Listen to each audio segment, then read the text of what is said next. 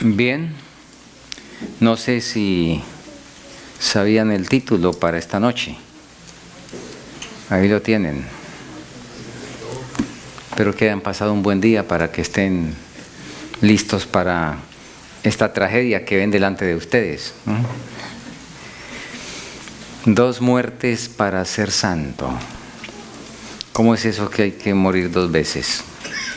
Bueno, es lo que hemos deducido para poder de manera didáctica explicar. En el gráfico que hemos estado teniendo, ustedes recuerdan que hemos visto tanto la parte de Dios como la parte del hombre, ¿verdad? Este gráfico que hemos venido mirando. Y hemos destacado el punto de la justificación.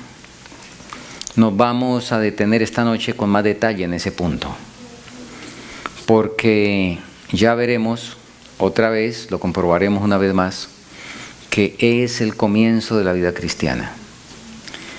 Ahora, el Señor Jesucristo, ustedes recuerdan que anoche hicimos énfasis en que la entrega del yo era la sustancia de las enseñanzas de Jesús. Y vamos a verlo de una manera más destacada, lo que ocurre en ese punto. En el gráfico hemos ilustrado el camino de la salvación, como hemos venido diciendo. Y en primer lugar, nosotros vimos que del cielo el Señor ofrece la sabiduría. La parte nuestra para recibir esa sabiduría, ¿cuál es? Muy bien. Ahora, luego viene lo que hemos denominado, un servidor ha denominado la capital del proceso, ¿verdad? Un sitio especialísimo, cuando ocurre la justificación. Y estamos insistiendo en esto porque necesitamos tener mucha claridad, repito, por razón de la ideología llamada hoy cristiana en relación con la justificación por la fe. Así es de que en este punto, y vamos a ver ahora de manera más detallada qué ocurre. En primer lugar,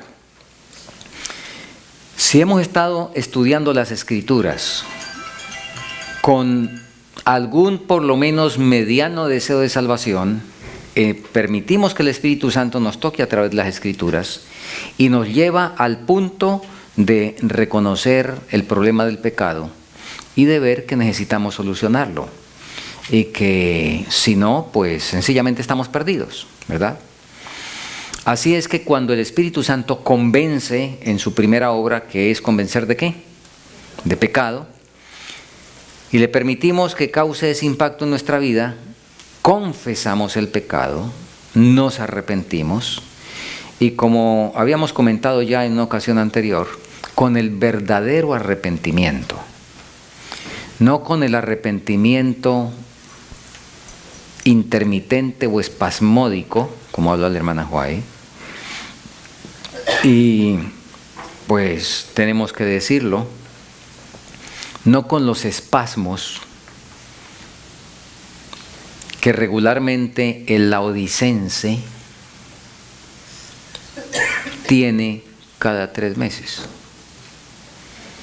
Cada 3 meses el laodicense se lava los pies y se arrepiente.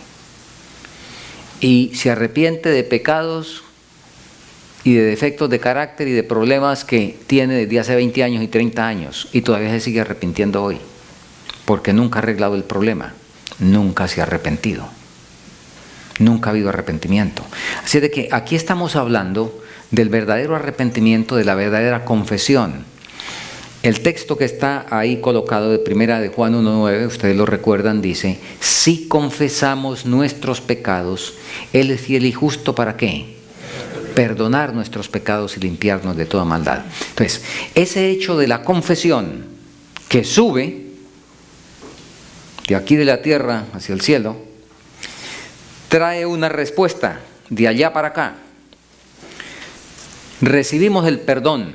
¿Y qué es el perdón?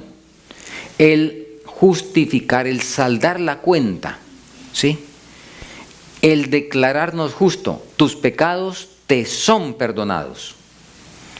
Y al ser perdonados los pecados, quedamos ante Dios de una manera inocente, ¿correcto?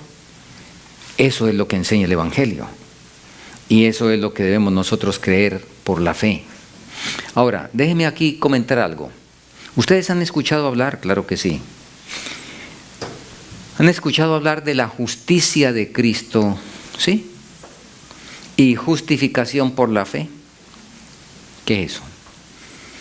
¿Qué es lo uno y qué es lo otro? ¿Y cómo es que usted logra el perdón de los pecados? ¿Y cómo es que logra después la capacitación para vivir una vida en santidad?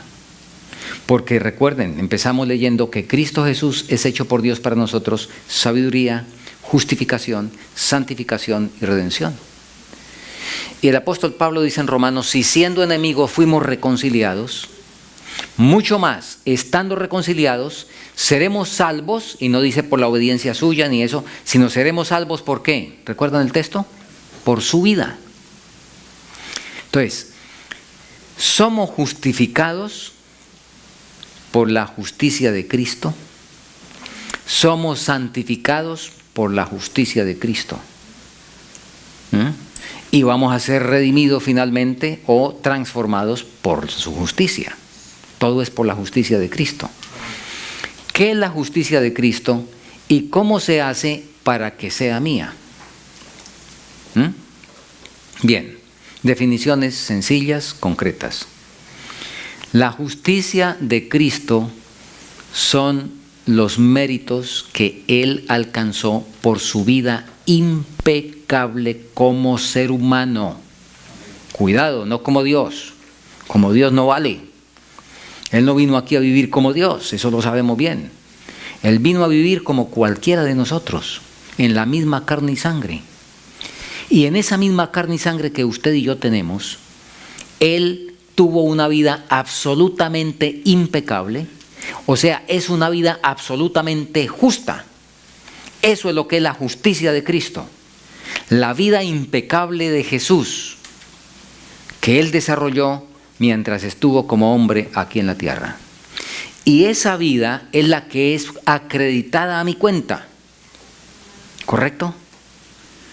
Entonces, la justificación por la fe es la justicia de Cristo que me es acreditada a mí cuando yo por la fe la acepto y la reclamo. Hermoso, ¿verdad? Eso es.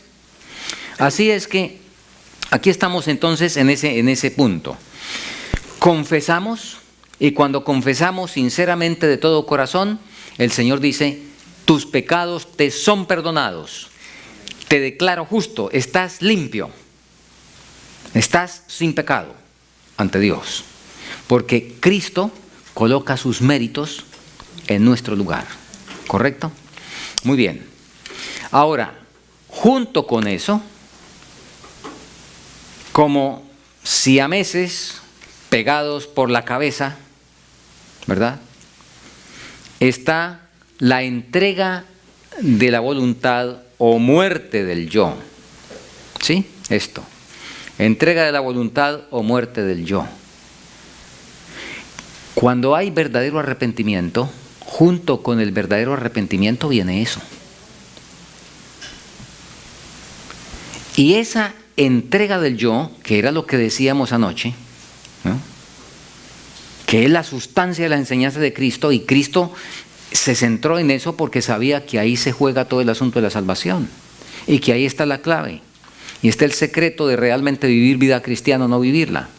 Entonces, a la entrega del yo, el cielo responde dando un nuevo corazón, porque la entrega del yo, ¿qué es? Usted entrega el corazón viejo, ¿sí? Los afectos, los sentimientos, todas esas cuestiones, propósitos, deseos, Señor, tome. Yo sé que aquí los hermanos son buena gente,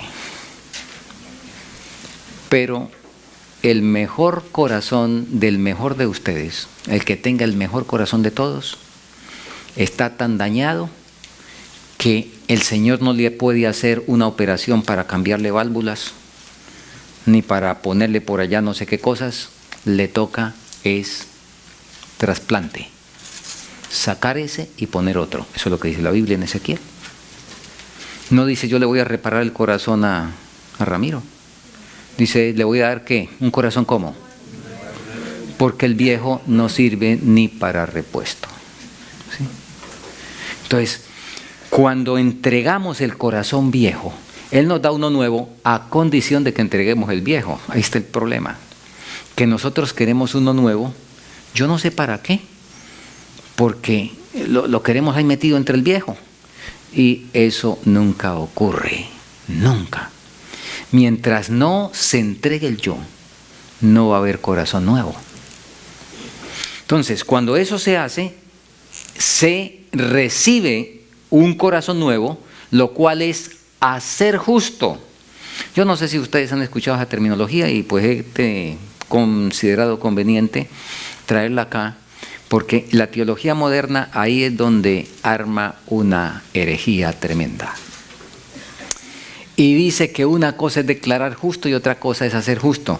Y en algún sentido, para efectos didácticos, y por eso lo he colocado aquí de esa manera, para efectos didácticos, pues podemos considerarlas un poco por separado, pero para efectos prácticos no existen separadas. No existen. El Señor, en el mismo hecho aún de perdonar el pecado, es hecho justo. Porque como ya comentamos antes, se recibe un nuevo corazón. Y el nuevo corazón es un hecho, no es una declaración. ¿Sí? Eso de la nueva mente, para nuevos pensamientos, para nueva dirección, eso es un hecho. Muy bien. Ahora, estas dos cosas, repito, van juntas. La que puede estar un poquito separada en el tiempo, unos días después o qué sé yo, es el siguiente paso ya visible, que es el bautismo. Ahora, estamos hablando de cuando el bautismo se hace al derecho, ¿sí? Porque ya vamos a leer algunas citas de lo que ocurre en la mayoría de los casos. Muy bien. Ahora, el Señor ha dicho que Él ha reservado para el momento del bautismo dos cosas hermosísimas. Repito, cuando se hace el bautismo con estos aspectos que están aquí, habiendo cumplido esto, y que se bautiza la persona, entonces el Señor nos dice que en primer lugar concede el don del Espíritu Santo. Es ahí que la persona recibe el Espíritu Santo, no lo recibe antes. Antes de eso, de ese punto para acá, no hay Espíritu Santo recibido por la persona. Hay Espíritu Santo que por fuera lo llama, Espíritu Santo que lo atrae, Espíritu Santo que habla la conciencia, pero no el Espíritu Santo morando en el templo, porque el templo no está listo. El Espíritu Santo no entra en un templo que no esté dispuesto. ¿Correcto? Hechos 2:38, pueden anotar ahí para ese punto. Pedro les dice, arrepentíos y bautícese cada uno de vosotros para el perdón de pecados y recibiréis el don del Espíritu Santo. ¿Y qué más ocurre en el bautismo? A ver si alguien recuerda. ¿Qué más ocurre? Esto otro. ¿Alcanzan a leer? En el bautismo es inscrito el que se bautiza correctamente, es inscrito en el libro de la vida. Bueno, yo no traje todas las citas, no las anoté ahí. Pero, a ver. Mi hermana White dice clarito en el conflicto de los siglos.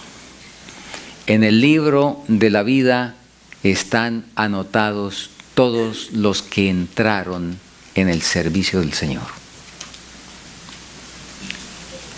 Si se bautizó correctamente, entonces coloque esa cita con la del deseo de toda la gente, es el capítulo junto al pozo de Jacob, 170 y algo es la página. El capítulo del pozo, junto al pozo de Jacob, que habla de lo de la samaritana, y hablando de la samaritana que fue como misionera, en la última página dice, de ese capítulo dice, todo verdadero hijo de Dios nace en su reino, ¿como qué? ¿Alguien recuerda? Como un misionero. Entonces, si es misionero, nació en el reino de Dios. Si no es misionero, no ha nacido en el reino de Dios. Todo verdadero hijo de Dios nace en su reino como un misionero. Y si nace como misionero, entró al servicio. Y entonces, al entrar al servicio, inmediatamente es anotado en el libro de la vida. ¿Correcto? Entonces, el que se bautiza habiendo entregado el yo y habiendo confesado, habiendo cumplido estos pasos, automáticamente entra como misionero, recibe el Espíritu Santo y es escrito en el libro de la vida. Yo no sé cómo está nuestra experiencia. Bueno, ahora, eso es lo que ocurre en ese punto. Y cuando eso se hace, así como está escrito en la palabra, entonces viene lo siguiente. Bueno, anoche, antes de mirar lo que ocurre ahí, anoche veíamos un pero. ¿Se acuerdan?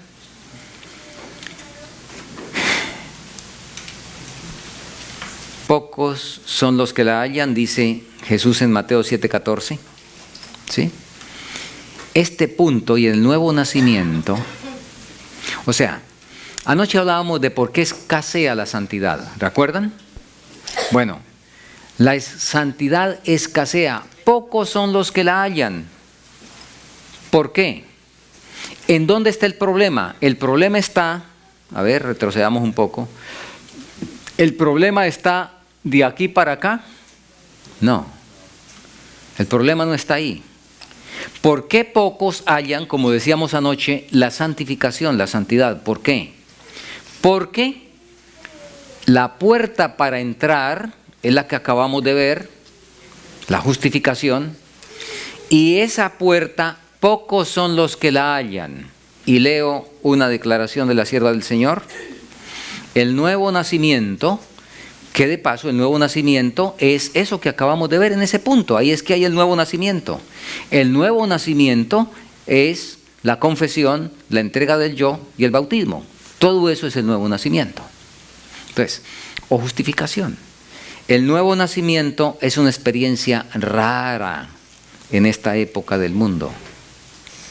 Y donde hay puntos suspensivos, dice, esta es la razón por la cual hay tantas perplejidades en las iglesias.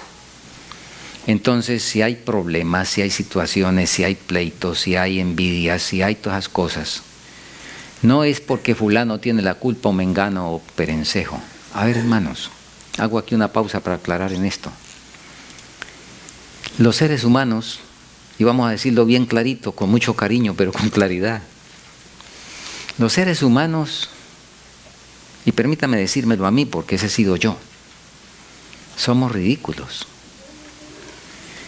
Nos ponemos a discutir entre muertos quién está más descompuesto. Jesús resucitó, hay sin duda más tal vez, pero bíblicamente tenemos registro de 3 muertos, ¿se acuerdan? Número 1, resucitó una niña que acababa de morir y estaba todavía en la cama. La descomposición recién estaba quizá todavía calientica o recién se había enfriado, pero estaba todavía en la cama, ni siquiera la habían pasado al ataúd. Luego resucitó a uno que ya estaba en descomposición un poco más avanzada, lo llevaban en el ataúd ¿para dónde? Para sepultarlo. Y luego resucitó a otro que la misma hermana le dijo, Señor, que no quiten la piedra porque son 4 días. ¿Será juicioso que... pero todos los 3 estaban muertos, ¿o no? Estaban en diferente grado de descomposición, pero todos 3 estaban muertos. Vale la pena que nos pongamos, cuando hay discusiones y todo eso, y cuando 2 están discutiendo, ambos están muertos, ¿qué se gana con con ver quién está más descompuesto y cómo pueden ellos determinar eso, ¿verdad? Así es de que y lo coloco aquí porque en los puntos suspensivos dice: esta es la razón por la que hay tantas perplejidades en las iglesias, porque el nuevo nacimiento es una experiencia rara, y si no ha habido nuevo nacimiento, entonces estamos con diferentes grados de descomposición, pero por igual muertos en delitos y pecados. ¿Correcto? Como dice Efesios 2:1. Seguimos. Muchísimos que pretenden tener el nombre de Cristo no están santificados y son impíos. Han sido bautizados, pero fueron sepultados vivos. No murió el yo, y por lo tanto no renacieron a una nueva vida en Cristo. Sepultados vivos.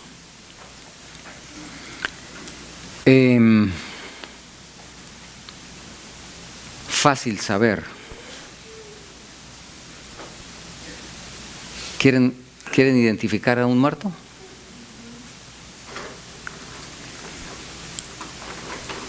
Al muerto toca urgirlo a que haga obra misionera.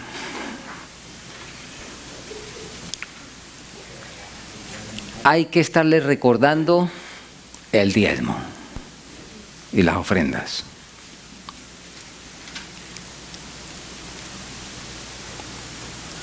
Hay que estarle recordando y diciendo y prohibiéndole o no permitiéndole participación de pronto como llega vestido. Bueno, hay que estar detrás en todas las cosas que deben ser naturales y que son naturales en alguien que ha nacido de nuevo. Características de alguien que fue sepultado como vivo. Entonces, ahí está el problema. Ahora, ¿por qué el nuevo nacimiento? Y esto lo vimos anoche, solo es un repaso muy corto de la cita. ¿Por qué el nuevo nacimiento es una experiencia rara? Anoche lo vimos. Porque la renuncia, la entrega de ese yo pecaminoso, la lucha por renunciar a vuestra propia voluntad y a vuestros propios caminos es terriblemente difícil. Recuerden, eso lo vimos anoche. Muy bien. Es una lucha bien difícil.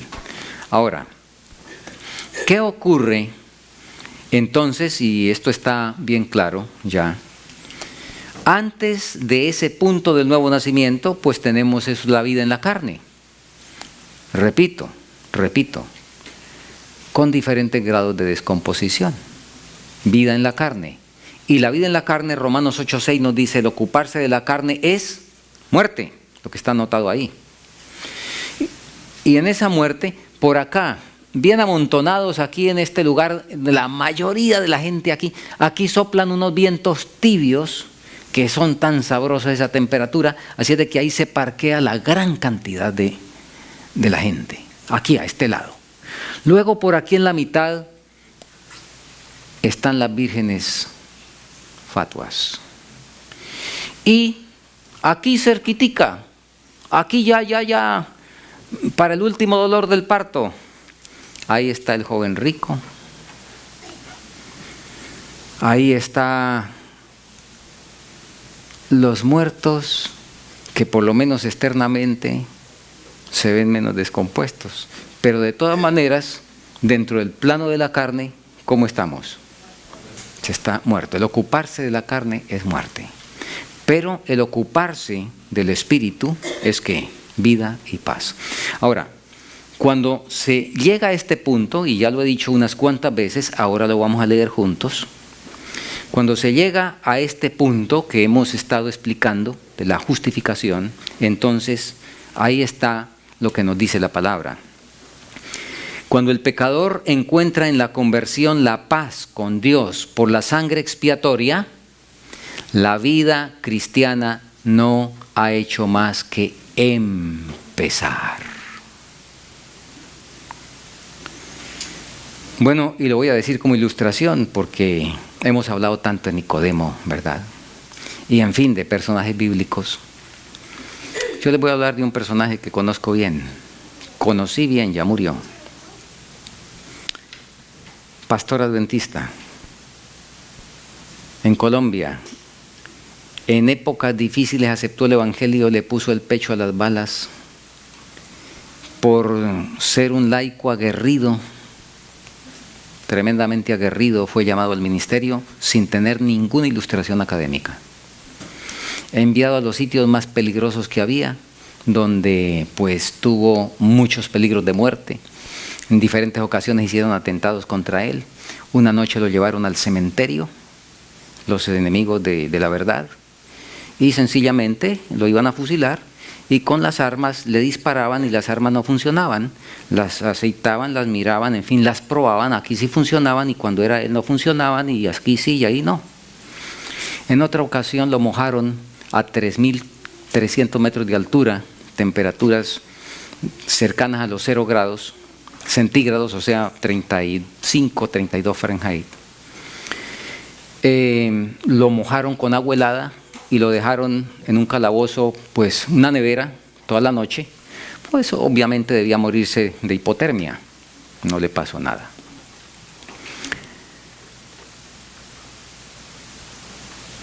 Se jubiló, pero tenía problemas de carácter. Yo estaba sumamente preocupado. Una vez, ya era jubilado, pastor jubilado,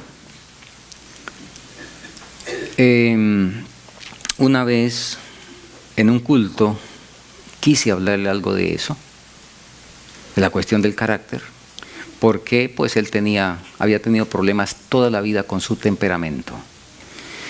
Él ya había sido formado y desde niño le habían puesto un revólver en el cinto y se había formado así, en un lugar tremendamente belicoso, y eso nunca lo había perdido. Y durante todos sus años de ministerio nunca perdió ese empuje, ¿sí? Entonces quise hablarle una vez en un culto de familia y me mandó callar. Yo me callé porque yo era su hijo, estoy hablando de mi padre. El Señor, que es rico en misericordias y que lo quería salvar, entonces le permitió una isquemia cerebral, o sea, un tipo de trombosis, ¿sí? Quedó más limitado, entró en un proceso de rehabilitación, etc. Tuvo que confinarse ya a la cama y a una silla de ruedas. Pasados 7 meses, en una de las visitas que le hice lo encontré llorando. Le digo, viejito, ¿por qué llora? Me dice, yo no sé por qué el Señor no se acuerda de mí. Tanto que le he pedido que se acuerde de mí y yo aquí en esta situación. Bueno, yo decidí volver a intentar. De pronto de un grito no puede pasar, si es de que voy a intentar otra vez. Y entonces le dije, viejito, el Señor no se puede acordar de usted porque lo quiere salvar y así no lo puede salvar. Mientras esté quejándose, mientras no haya ganado la victoria sobre la ira, usted ha predicado muchas veces Apocalipsis 14:12, aquí está la paciencia de los santos. Y entonces le toqué algo que yo sabía que él era muy sensible a eso. Le dije, ¿usted cree que después de usted ponerle el pecho a las balas por el Evangelio y ser una figura legendaria aquí en Colombia entre el adventismo aguerrido y valiente, y después de haber traído más de 2.000 almas al bautismo, ¿usted cree que el Señor se resigna a perderlo? El Señor no se resigna a que usted se pierda, lo va a tener ahí hasta que dé punto. Bueno, yo le dije eso con mucho cariño, esperaba una explosión, silencio sepulcral, no me dijo nada. Hablamos de otras cosas, me fui, yo vivía en otro lugar. A los 3 meses que volví a visitarlo, tan pronto toqué la puerta y me abrió mi hermana, que era la que lo cuidaba. El saludo que me dio mi hermana cuando me vio fue, Juanito, ¿qué fue lo que usted le dijo a mi papá la vez pasada porque a partir de ese momento es alguien que nunca en la vida hemos conocido. Bueno, entonces después recibió otra clasecita, abnegación. Era canzoncito. Y por las noches eso quería que mi hermana viniera cada rato pues cuando le dolía y que lo volteara y la cosa. Le dije, papá, los que vamos para el cielo, si alguno quiere venir en pos de mí, niéguese a sí mismo. Hay que pensar en los demás primero que en uno. Carmencita se agota mucho atendiéndolo todo el día, usted sabe, eso es agotador. Déjela dormir por la noche. Si siente dolor, pídale al Señor que le dé valentía y fuerza. Y piense en su hija en vez de pensar en usted. Abnegación. Lo que yo le decía, ¿verdad? De una vez incorporó la abnegación. Al punto que después, para no molestar y no incomodar, ni siquiera avisaba y se aguantaba cuando tenía necesidades reales, las necesidades físicas. Y había que preguntarle, porque quería no incomodar para nada. Bueno, lo cierto del caso es que pudimos palpar y ver el paso de muerte a vida, ¿sí? Pudimos ver la transformación y la preparación para el cielo. Y el Señor lo tuvo ahí 4 años. A los 4 años, sin duda, cuando dio punto, entonces el Señor tuvo a bien que descansara. A veces nos demoramos mucho en empezar la vida cristiana, ¿sí? Y a veces es cuando ya nos vamos a jubilar o cuando ya nos llegó la trombosis, ¿verdad? Para realmente rendirnos al Señor y que el Señor obre la transformación del carácter que necesitamos. Pero obviamente el Señor no quiere que ninguno espere hasta allá. Y seremos mucho más sabios entre más temprano le permitamos al Señor, especialmente estos jóvenes, estas niñas, que lo hagamos lo más temprano en la vida. Muy bien, bueno, vamos a avanzar con algunos aspectos muy interesantes. En esa entrega del yo, en esa muerte, ¿qué clase de muerte? ¿Los muertos cuántos saben?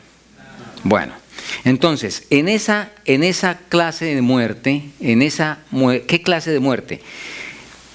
¿Qué ocurre con la voluntad? ¿Qué es la voluntad?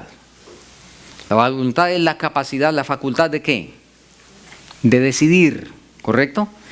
Ahora recuerde, usted entregó la voluntad. En otras palabras, usted ya no decide. ¿Sí? Muy bien.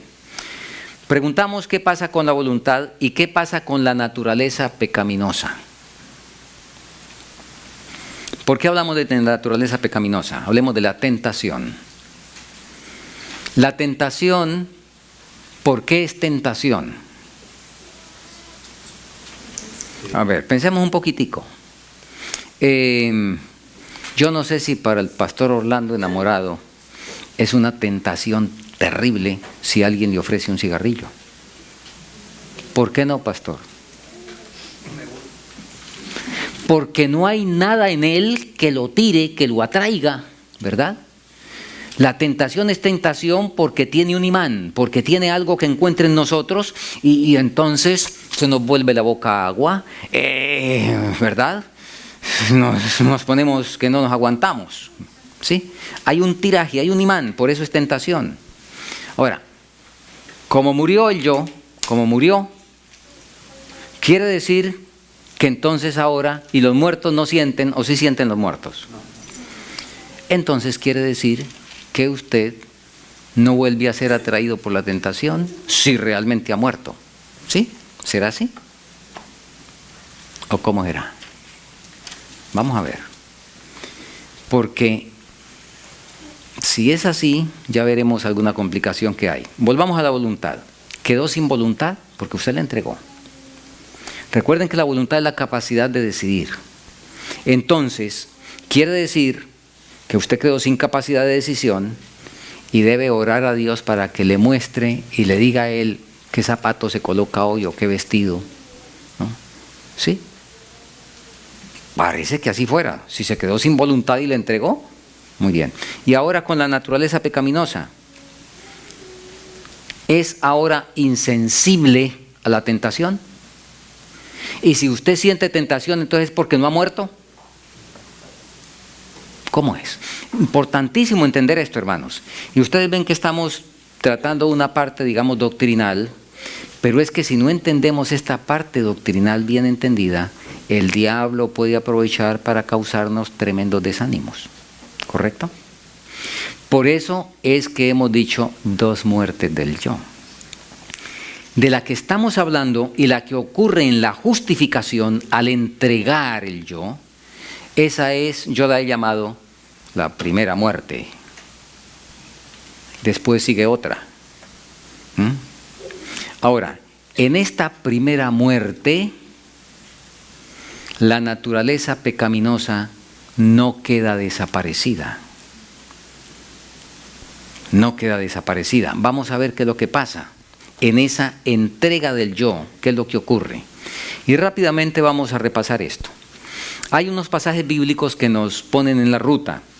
En San Mateo 27:26 nos dice, habiendo azotado a Jesús, le entregó para ser crucificado. Nótese, está hablando de Pilato. Ahora, antes de eso, en el Getsemaní, y ahí está el registro, el deseo de todas las gentes, Jesús tomó la decisión de morir. Y al tomar la decisión, eso cuenta como muerte. Ya lo vamos a ver cómo. Ahora, Romanos 6:6, y por favor presten atención a la conjugación de los verbos en ese pasaje. Leámoslo.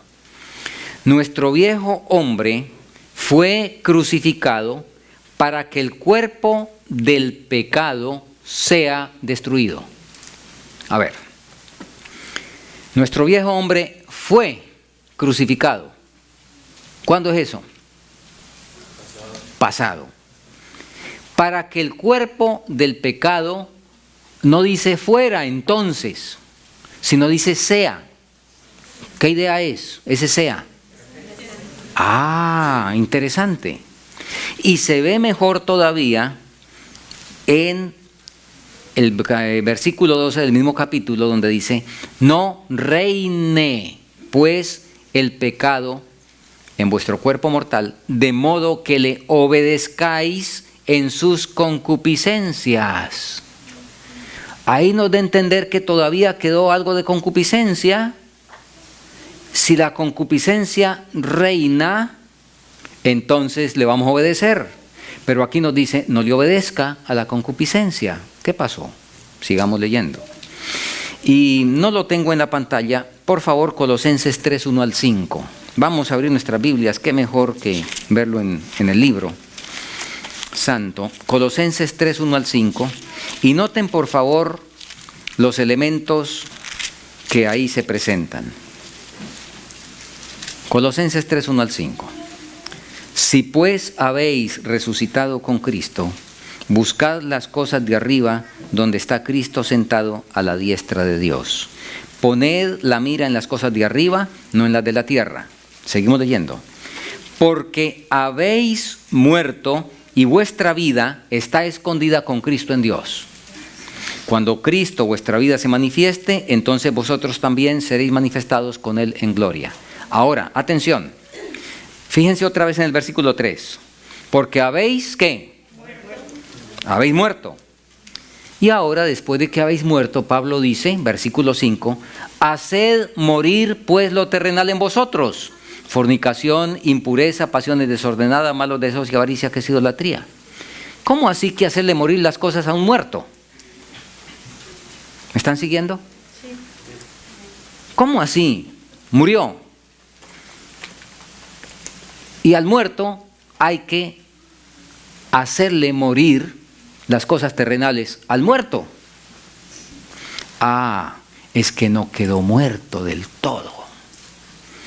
Y hace unos cuantos años leí un asunto, yo no sabía para qué me iba a servir, muchos años antes de entender esto. Leí una historia en la India donde hay muchas etnias, ¿sí? Muchas tribus, en fin, muchos dialectos, y incluso son 6 idiomas oficiales en la India, además de, creo que son 1500 dialectos. Eso es una Babel terrible. Una de esas etnias tiene la siguiente terminología: cuando una persona se desmaya, ¿sí? Que pierde el sentido, ¿cómo le dicen ustedes? Bueno, pero nos entendemos, ¿cierto?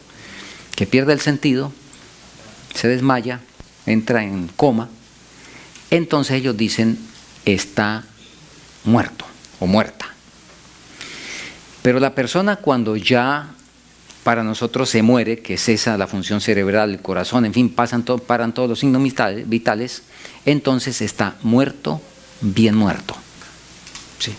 Ellos diferencian entonces el muerto con muerto, bien muerto. La ilustración nos viene bien. En el nuevo nacimiento, ¿cómo queda el paciente? ¿Muerto o muerto, bien muerto? Según lo que estamos viendo. Muy bien. No queda muerto, bien muerto. Ahora, en algunos respectos, permiso, la muerta y la muerta bien muerta responden igual. Si yo le digo hola y le lanzo un agravio a la muerta, recuerden, está desmayada, me responde igual que la muerta bien muerta. ¿Sí? Porque esta no tiene el sentido, pero intrínsecamente hay una gran diferencia. Y yo de pronto puedo jalarle el pelo y todo lo demás y no hay problema, mientras está muerta. Pero cuando se despierte, yo creo que no le puedo jalar el pelo. ¿Sí? ¿Está bien? Entonces fíjense, el muerto y el muerto bien muerto, en muchos respectos, o sea, deben y en muchos casos responden igual frente a la ofensa, frente a lo que sea, pero intrínsecamente hay una tremenda diferencia. Así ocurre aquí. En el nuevo nacimiento, la persona queda muerta, para usar la ilustración, pero no muerta bien muerta. Empieza un proceso para llegar a estar muerta bien muerta, pero eso lleva tiempo. Eso no es de un día para otro, eso lleva tiempo. Y eso está bien claro. Fíjese aquí en el texto que leímos tanto de Romanos, donde dice, el cuerpo de pecado fue crucificado. ¿Qué? Fue crucificado, ¿cómo es que leíamos? Nuestro viejo hombre fue crucificado para que el cuerpo sea destruido. Habéis muerto con Cristo, dijo Pablo en Colosenses. Haced pues morir lo terrenal en vosotros. ¿Notan? Y ahora vamos a comprobarlo más leyendo en el Espíritu de Profecía, que es bien concreto. Bien concreto. Muy bien. Primera cita. Las inclinaciones naturales son mitigadas y sometidas. Nuevos pensamientos, nuevos sentimientos, nuevos motivos son implantados. Siguiente cita, ahí están las referencias. Los que quieran ser victoriosos deberán tomar en cuenta el costo de la salvación. Las fuertes pasiones humanas deben ser, ¿qué? Subyugadas. Nótese la terminología. Mitigadas, sometidas, subyugadas. No dice extirpadas. No dice que quedan desaparecidas. Ese yo, al entregarlo para ser crucificado, a mí me encantaría que el yo muriera de un disparo, en el paredón, ¡pum! Pero resulta que el yo muere es por crucifixión. Y la crucifixión es una muerte lenta. El yo es un monstruo de 1000 cabezas y cada cabeza tiene la recuperación de la bestia apocalíptica que la hirieron de muerte y se recuperó. El yo cuando usted muere para ser justificado, el yo queda, las pasiones y todo eso quedan sometidas y subyugadas. Estaban aquí arriba, reinando. Ahora, por la fe, usted le permite al Señor hacerlo y el Señor las toma y las pone en el suelo y le dice, póngale el pie, y usted le pone el pie. Pero quítele el pie y verá que se le vuelve a encaramar. ¿Correcto? Entonces, las pasiones, dice, quedan subyugadas, quedan sometidas, quedan mitigadas. Y empieza el camino de la santificación, que consiste en extirpar el pecado y recibir en su lugar las gracias de Cristo. ¿Correcto? Entonces ahí es que empieza el camino de la santificación. Y en ese camino resulta que hay que seguir muriendo.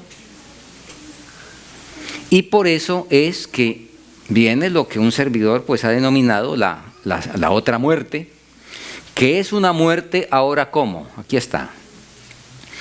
Bueno, Primera de Corintios 15:31.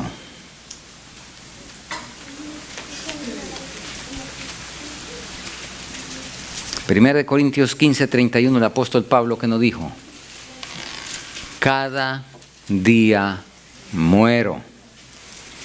Y Gálatas 2:20, ¿qué dice? Es un texto que creo que muchos saben de memoria. ¿Cómo?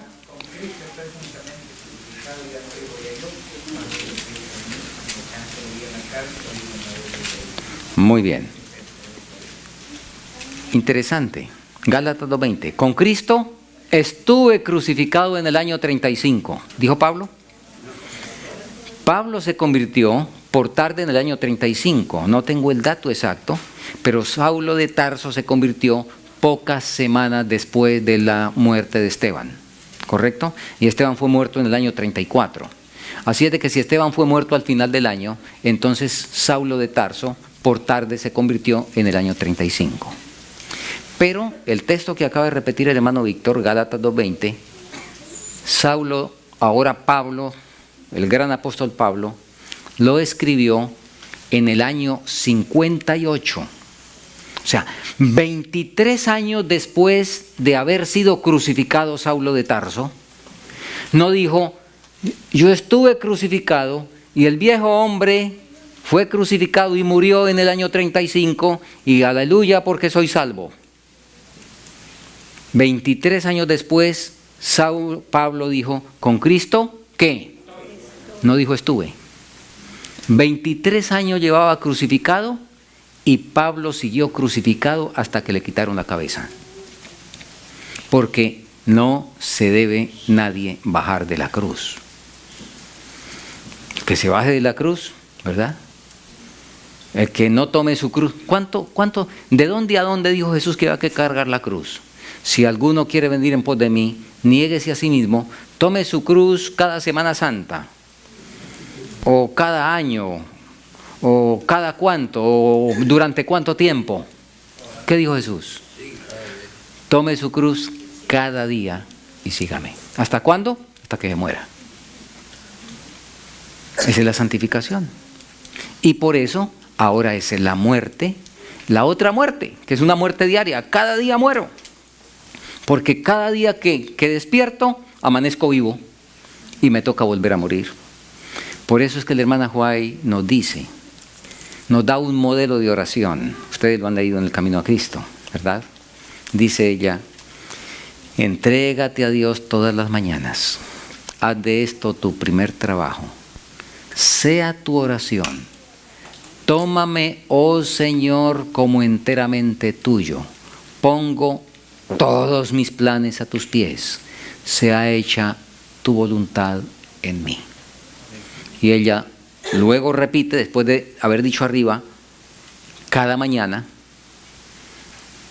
después de decir eso, otra vez enfatiza, esto es un asunto diario.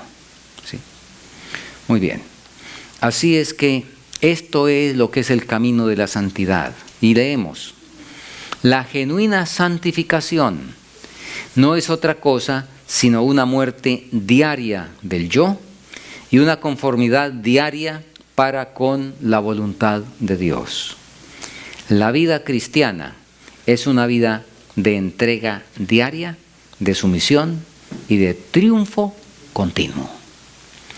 Cuando esto ocurre y cuando le permitimos al Señor eso, entonces se cumple 1 Corintios 2:14, que nos dice: mas a Dios gracias, que nos da la victoria y vamos de triunfo en Cristo Jesús. Déjenme contarles algo, y creo que lo conté en el campamento. ¿Cuántos estuvieron en el campamento el año pasado? Bueno, no todos, menos de la mitad. Y esto ayuda a algo que hablábamos ayer con alguna hermana. No recuerdo si fue con la hermana Mariana o con quién.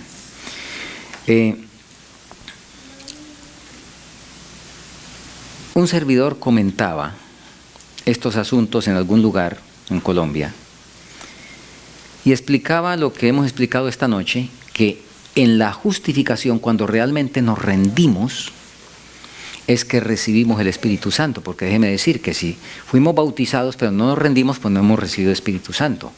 Ahora, no necesitamos bautizarnos otra vez en el aspecto físico, pero necesitamos rendirnos para entonces ahora sí recibirlo, cuando entreguemos la voluntad, ¿verdad? Muy bien. Así es que un hermano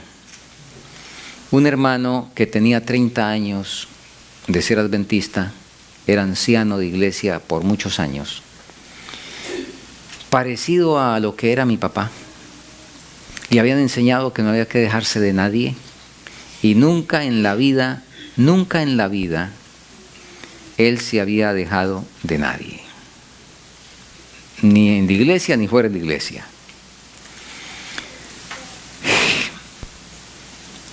Unos 2 años antes, como el año 28 de su vida adventista, empezó el hábito de devoción personal porque no lo tenía. O sea, todos los días buscar al Señor como primer trabajo a través de la lectura de la Biblia y la oración. Y bueno, el Señor empezó a orar. Un día después de uno de sus arranques de ira, que eran continuos, al levantarse para la devoción el día siguiente, el Espíritu Santo le habló. Y él dijo: yo estoy perdido. He perdido 30 años, no he hecho nada. ¿Cómo es posible que sigo con el mismo temperamento? ¿Qué es el evangelio que yo he recibido? Estoy en una farsa, etcétera. Bueno, se conmovió, se arrodilló, derramó su alma ante el Señor, le dijo: Señor, me rindo. Y descansó. Y ahora empezó una vida distinta, más feliz, etcétera.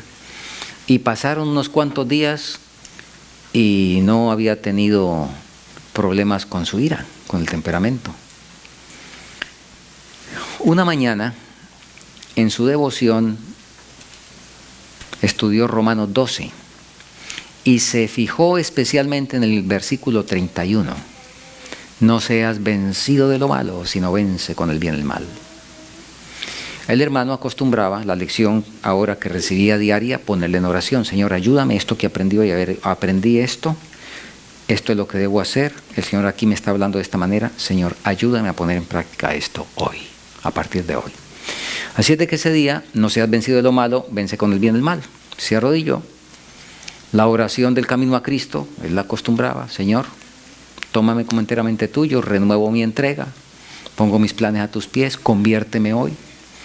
Por favor, que tu Espíritu me asista si hoy tengo alguna emergencia.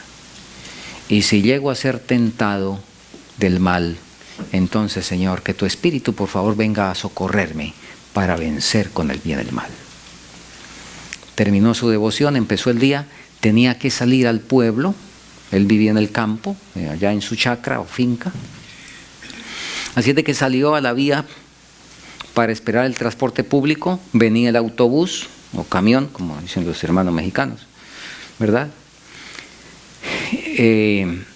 Hizo detener el vehículo y se subió, y hizo una pausa en el primer peldaño de la escalera del vehículo para mirar dónde había alguna silla disponible.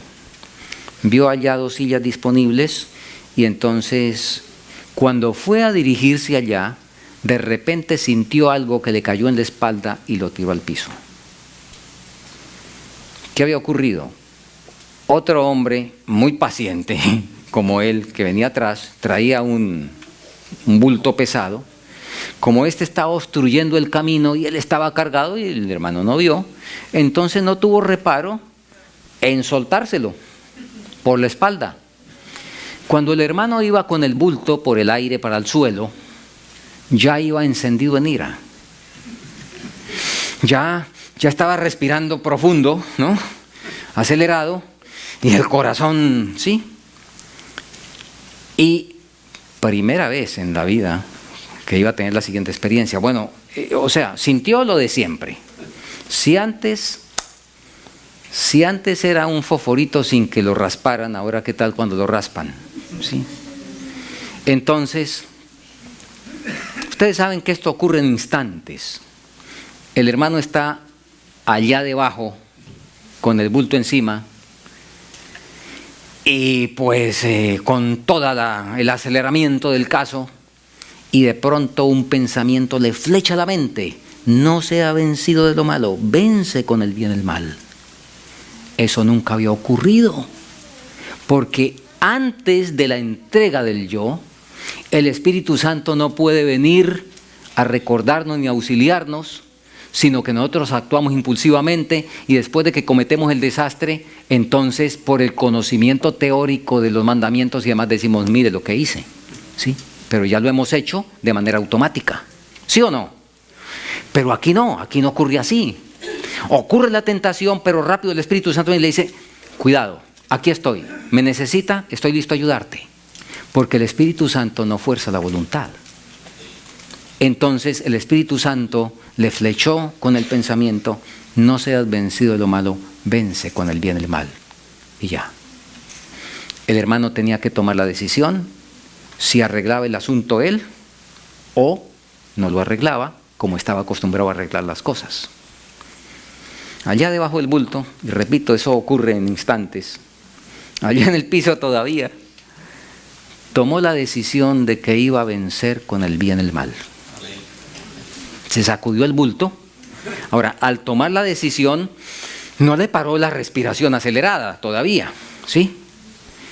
Entonces se quitó el bulto de encima, se dirigió a una de las sillas que había visto disponibles, se sentó, puso la cabeza entre las rodillas y las manos, se arrodilló para orar. Cuando oró, se aquietó el gusano. Quedó en perfecta paz, tranquilo. Había empezado la oración acelerado, agitada la respiración. Ora al Señor, queda ahora tranquilo. Cuando se incorpora de la oración, encuentra que al otro lado del pasillo está el que le tiró el bulto y está listo a ver qué va a pasar. El hermano lo mira, le sonríe: buenos días, amigo. Y el hombre se queda mirándolo, abre los ojos, no atina casi a darle la mano del susto, del asombro, porque se ha encontrado con un extraterrestre. ¿Correcto? Efectivamente, era un extraterrestre ahora. Era alguien en cuyo corazón había ocurrido un milagro. El hermano me contó. Yo le dije: gracias al Señor por eso. Pero hermano, le faltan 3 o 4 bultos. ¿Por qué? Hasta cuando ya no se le levanta el gusano. Hasta cuando, porque el muerto estaba muerto, pero no muerto bien muerto. ¿Correcto? Entonces, el proceso debe avanzar hasta que cuando le caiga el último bulto, no se le acelere la respiración, no se le acelere el pulso, no se agite, sino que cuando le caiga el último bulto, no se agitó para nada, sino se lo quitó de encima y le va a decir al que se lo tiró: carambas, está un poco más pesado de la cuenta el bulto de lo que debería. Se lo va a decir con una sonrisa y sin acelerarse, ¿correcto? Cuando no se le despierte algo por dentro, el muerto ha quedado como muerto, bien muerto. Y a esos muertos, bien muertos, es que el Señor les va a poner el sello. El Señor no le va a poner el sello a ningún muerto. Porque el muerto tiene que apretarse las mejillas y tiene que morderse la lengua y se contiene, pero ¿qué está sintiendo? ¿Correcto? Y tenemos que llegar a estar muertos, bien muertos. Esa es la santificación. Ese es el camino que debe recorrer todo el que quiera pisar el paraíso del Señor. Sin duda que queremos hacerlo, ¿verdad?